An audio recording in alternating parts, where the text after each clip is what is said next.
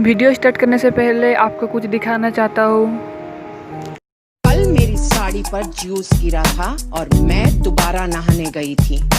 तुम चने कुकर में चढ़ाकर मेरे पास आई थी, तब रसोड़े में कौन था? हाँ, कौन था?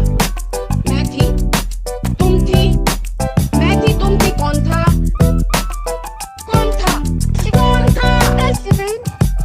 ये राशि कुकर में से चने निकाल दिए और खाली कुकर गैस पर चढ़ा दिया, चढ़ा दिया, चढ़ा दिया। ये साथ निभाना साथिया सीरियल्स सास बहू सीरियल आज से 9 से 10 साल पहले हुई थी।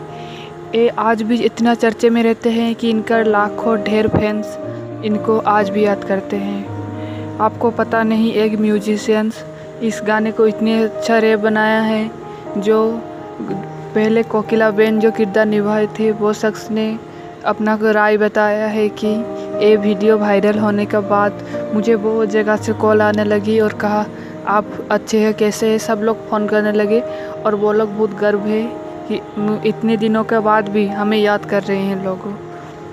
और इससे गोपी बहू भी कुछ कहा है कि हमारे सीरियल 9 से 10 साल बाद कुछ याद कर रहे हैं। तो दोस्तों, ऐसे ही हमें प्यार करने के लिए धन्यवाद।